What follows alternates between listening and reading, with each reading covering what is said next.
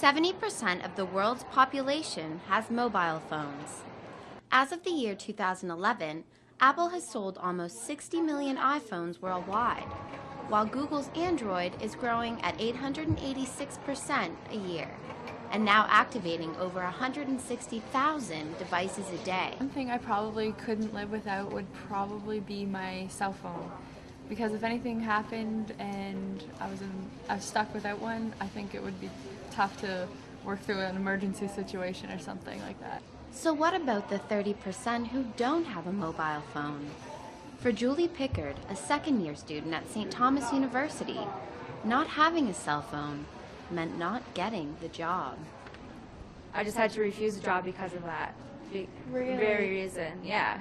Because they expect you to have that on your person all the time, so it's especially in today's world where everyone thinks they're so technologically advanced, even such a young person, it is very difficult not to have one, but I just choose not to have one because I'm a student and I don't want that bill every month.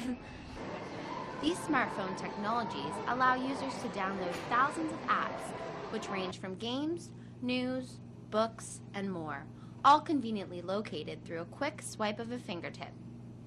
This recent popularity spike in smartphones has made it easier for users to connect to social media websites like Facebook and Twitter. Sean O'Neill finds his BlackBerry useful when accessing his Twitter account. The fourth-year student admits he has tweeted over 100 times in one day. I don't know if I could go days without checking Twitter because, again, it's my news source. It's how I stay connected to the world. The avid Twitter user says the website is giving him a leg up on the competition in the field of journalism.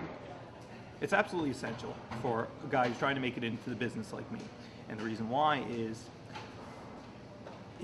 because of hashtags, because of one follower retweeting it if they like it, it gets the word out. And I think in today's day and age, you kind of also have to you're a reporter, but you also kind of have to brand yourself and you have to market yourself. O'Neill's BlackBerry has given him a gateway to access social media at all times. He is not the only one hooked on Twitter.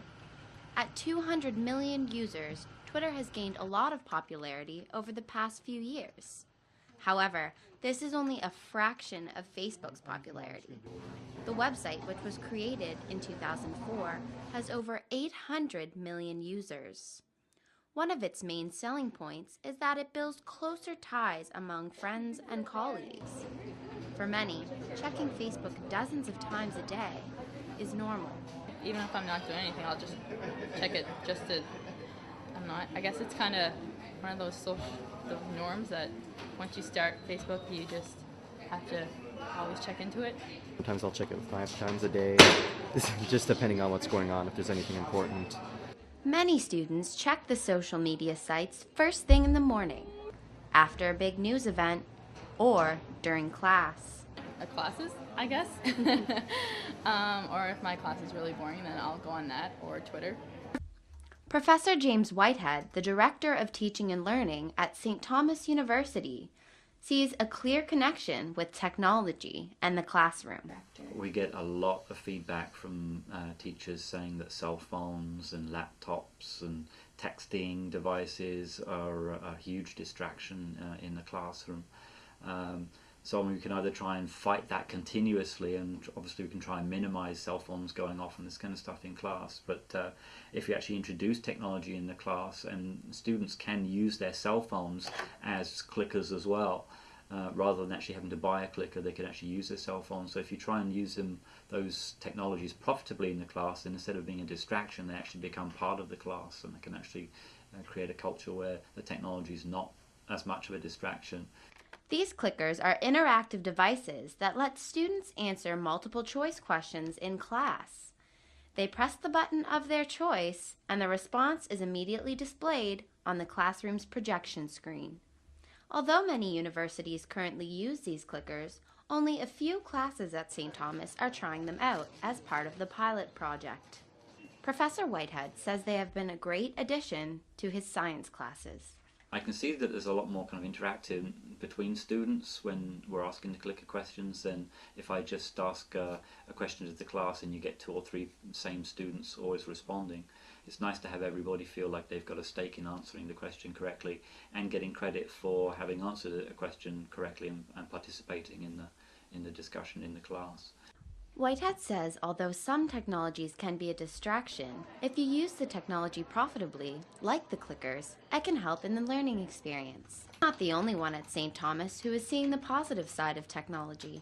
Kelly Hogg, the residence manager for the university, organized social media training for the school's residence advisors.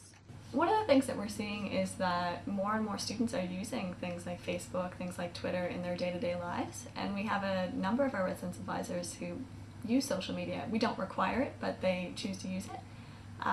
So we thought it'd be a really interesting session that they'd enjoy. During the hour-long training session, residence advisors were taught ways to maintain professionalism and connect with their house members through social media. We ourselves have a Facebook site for Student Residence Life, and I know a lot of departments at St. Thomas do, and we get a lot of students on there asking questions, looking for verification on things. We can publicize events, and it's just used more and more in day-to-day life. Although social media can be a useful way to connect with others, it doesn't appeal to everyone. It just doesn't enthuse me, I guess more as the younger generation. I mean, I'm 35 years old, so I mean, the younger generation, they're on it all day constant because, like, you know, they want to feel that connection with everybody else and all. But me, I guess you call me a lone wolf, I guess you would say, but I just don't have that need for that, like, you know, that constant connection with other people. No, I don't need it. I really didn't feel like it was important to keep it. Like, if people need to be in contact with me, they know my phone number, they know my email address, and I feel like it's just too public now, and you can't, Facebook is not what it used to be. You know, you used to send a private message to your friend to make a rendezvous, and now it's like a place to promote everything you're doing everywhere you're at, every single part of the day. So are these new addictions helping or hurting us? Research conducted on university students found 4 in 5 of those students had significant mental and physical distress and panic when they had to unplug from their technology for 24 hours. Some said they felt so lost without their iPhone or BlackBerry that it evoked a similar feeling to the phantom limb syndrome suffered by amputees. It's like if I don't have my phone on me, I feel like I'm missing a part of my body. And it's like the connection to the rest of the world, like I get to know what's going on. It kind of ruined my life because now I'm super dependent on it. These findings show the growing reliance of the younger generation on technology, a constant need for people to check their cell phones. A study conducted by Lightspeed Research found that of the 1,500 adults surveyed on their social media habits, 39% were self-described Facebook addicts. 57% of women in the 18 to 34 age range say they talk to people online more than they have face-to-face conversations. Another 21% admit to checking their Facebook in the middle of the night. So what is the outcome of these addictions to technology? 2 words: Facebook depression. The American Pediatrics Association coined the term, which suggests kids may be stressed out and depressed because of the way they use social media. Facebook status updates and photos of happy-looking people having great times can make people believe others are happier and that they don't measure up. Peter Weeks is a St. Thomas University professor who teaches a senior seminar on digital media. He specializes in communications.